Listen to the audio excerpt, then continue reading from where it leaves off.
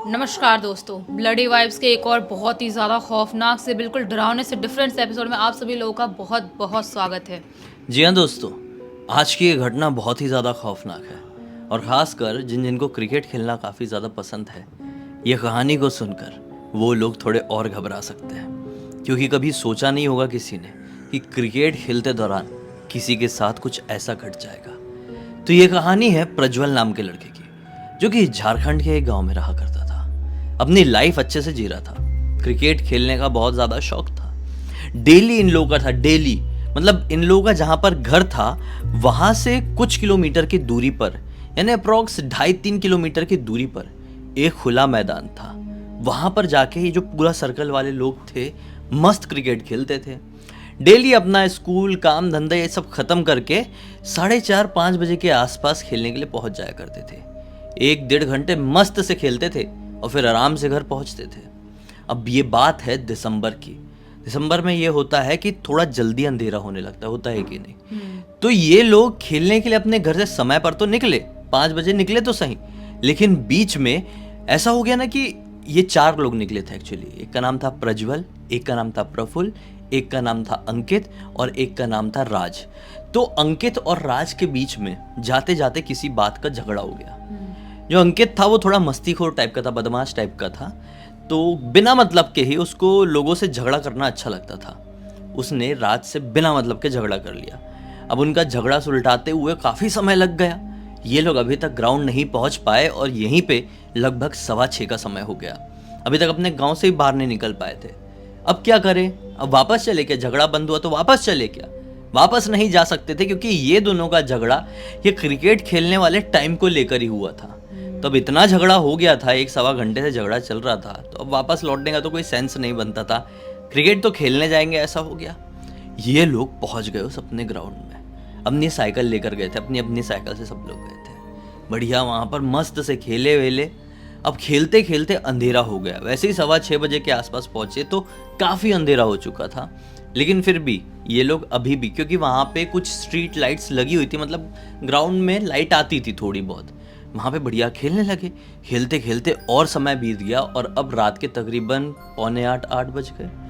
अब इन लोगों ने सोची थी कि ख़त्म करते हैं खेल को। आखिरी बैटिंग अपने प्रज्वल की ही बची हुई थी कि प्रज्वल ने घुमा के बॉल को ज़ोर से मार दिया। बोला कि अब तो मैच ख़त्म ही होने वाला है, 2-4 बॉल बची हुई है। घुमा के एक बॉल मारा उसने, तो जो बॉल है उसकी वो 4 रन हो गए, 4 चले गया।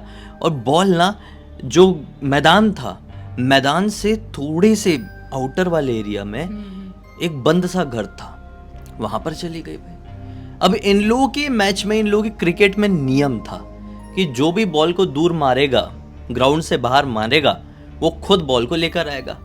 और ऐसे लोग रूल रखते हैं, हमने भी खेले हैं तो हमने भी ऐसे रूल रखे हैं। तो ठीक है, अब जाकर लाना पड़ेगा प्रज्वल को। तो सारे लोग रुक गए और बोले कि जल्दी जल्दी लेके आना, फिर निकलना भी है ख़त्म करके, आज लेट हो गए। प्रज्वल गया। अब जैसे ही उस घर के सामने पहुंचा है, गेट के सामने एग्जैक्टली, एक ठंडी हवा का झोंका इसको घर के अंदर से आया। ये बोला कमाल है यार, नहीं ठंड का मौसम तो है, लेकिन ऐसा ठंडी हवा का झोंका अचानक से मुंह में आया, ये कैसे?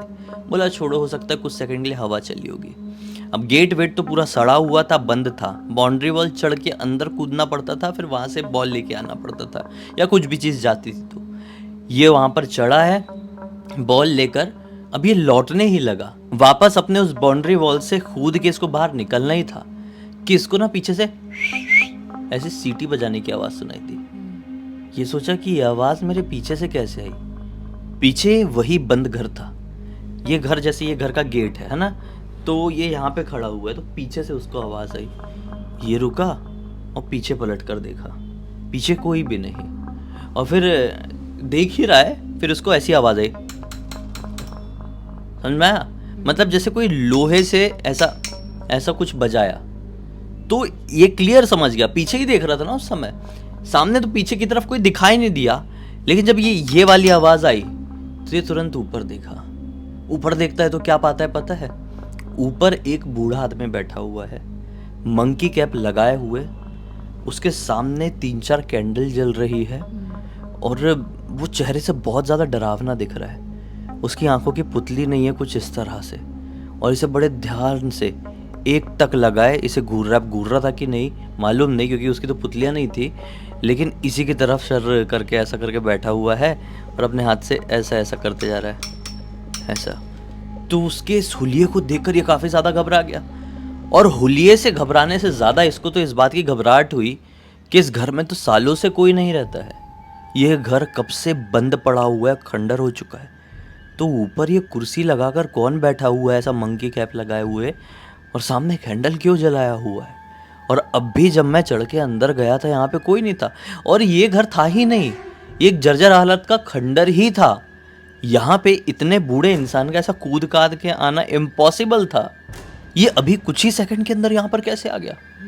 ये बहुत जोर से डरा यार, और डर के ये गंदा वाला अपना बाउंड्री बॉल कूद के जैसे तैसे करके भागा। अब भाग के वो पहुंचा अपने उसी वाली जगह में जहाँ पर ये लोग मैच खेल रहे थे अपना। लेकिन उस जगह पे पहुंचता है तो क्या पाता है कि इसके जितने भी दोस्त थे वो यहाँ पर नहीं है, सारे दोस्त गायब। इसने आवाज भी लगाया, प्रफुल्ल, अंकित, राज, कहाँ हो तुम लोग। लेकिन इसकी आवाज गूंज कर इसको ही सुनाई दे रही थी, कोई भी नहीं था यहाँ पे। फिर अचानक से पीछे से आवाज आई, प्रज्वल, भारी सी आवाज। इस आवाज को ये नहीं जानता था। ये पीछे पलट कर देखा तो क्या पाता है कि वही बूढ़ा आदमी जो अभी ऊपर बैठा हुआ था वो लगभग इसके बहुत नजदीक आया पीछे पीछे चल के। ये देख के डर गया और ये तुरंत समझ गया कि ये कोई इंसान नहीं हो सकता। एक तो इतना बूढ़ा है, धीरे धीरे धीरे धीरे चल रहा है, वो कैसे ऊपर से नीचे उतरा, बाउंड्री वॉल से कूद के बाहर निकला हो, क्योंकि वहाँ से अंदर बाहर जाने का एक ही रास्ता था, वो गेट था, गेट सड़ा हुआ था, बंद था, लॉक्ड था, बाउंड्री वॉल कूद के ही आना पड़ता था, और ये तो लिटरली दौड़ के आया था। तो कुछ ही सेकंड बाद वो बूढ़ा आदमी कैसे इसके पीछे पीछे आ गया। प्रज्वल चिल्लाया तो ये और डर गया कि ये आदमी मुझे कैसे जानता है। इसका दिमाग खराब हुआ और बहुत तेज अपने घर की तरफ भागने लगा, साइकिल वाइकल छोड़ के। ये बाकी तीनों लड़के थे ना, उनकी भी साइकिल खड़ी हुई थी। भागने लगा और भागते भागते वो फ़ोन कर रहा है अपने दोस्तों को। तो तीनों को उसने फ़ोन किया और तीनों का mobile out of coverage area बता रहा है। अब ये पलट कर देखा भी एक दो बार, लेकिन इसको पीछे कोई भी दिखाई नहीं दिया। खैर ये जैसे ही बचते बचाते सबसे पहले प्रफुल्ल के घर के सामने पहुंचा तो क्या पाता है कि प्रफुल्ल के घर के दरवाजे में बूढ़ा आदमी खड़ा हुआ। इसका दिमाग खराब हो गया, बोला ये क्या है, मतलब ये एक्चुअल में हो रहा है या फिर मेरा दिमाग ऐसे वहम क्रिएट कर रहा है, भ्रम क्रिएट कर रहा है। वो डर के मारे प्रफुल्ल के घर के सामने उसको देखा और वहाँ से भाग गया। प्रफुल्ल के घर पर नहीं गया, वो सीधे गया राज के घर, और राज के घर गया तो पता चला कि राज नहीं है घर पे, बाहर है। फिर अंकित के घर पे, अंकित भी बाहर है। और फिर हिम्मत करके वो गया है प्रफुल्ल के घर वापस से, तो देखा कि वो बूढ़ा आदमी नहीं है, और ऑब्वियसली प्रफुल्ल भी घर पर नहीं था। अब डर के मारे कोई ऑप्शन नहीं था, रात काफ़ी हो चुकी थी, अब तक लगभग 9 बज चुके थे अप्रॉक्स। वो अपने घर पर पहुंचा और बहुत डरी सहमी हालत में लगभग रो ही रहा था। अपनी मम्मी को पूरी बात बता दिया। मम्मी ने अपने पापा को ये बात बताई, मतलब प्रज्वल के नाना जी को ये बात बताई। नाना जी उस समय इनके घर आए हुए थे ऐसे किसी कारण से, और नाना जी यहीं के आसपास जगह से ही बिलोंग करते थे। नाना जी बताते हैं कि उस घर के बारे में मैं बहुत अच्छे से जानता हूँ, थोड़े जान पहचान टाइप के ही लोग थे वहाँ पे रहते थे। कुछ साल पहले तक उनकी लाइफ में उनके घर में सब कुछ अच्छा था, फिर धीरे धीरे करके उनके घर में किसी को एक बीमारी लगी और वो बीमारी सबको फैल गई और सारे लोगों की मृत्यु हो गई। घर पे बचा वो एकमात्र अकेला बूढ़ा आदमी, उम्र रही होगी 92 साल के आसपास की। वो भी अपने आप को हमेशा अपने घर पर बंद ही रखता था। फिर एक दिन वो अपने घर पर मृत अवस्था में लोगों को मिला, स्मेल फैल गई थी। तो जब जांच हुई तो पता चला उसकी मृत्यु लगभग 25 दिन पहले हो चुकी है। लेकिन लोगों को वो अपने घर की बालकनी में बैठा हुआ दिखाई देता था। इनफैक्ट जिस दिन उसका मृत शरीर उसे घर से मिला है, उसके एक दिन पहले भी उसके एक दो पड़ोसी ने बोले थे, अब हमको तो ये शाम को ही दिखे थे अंकल जी अपनी बालकनी में बैठे हुए। तो फिर ये कैसे हो सकता था कि उसकी मृत्यु 25 दिन पहले हो गई थी।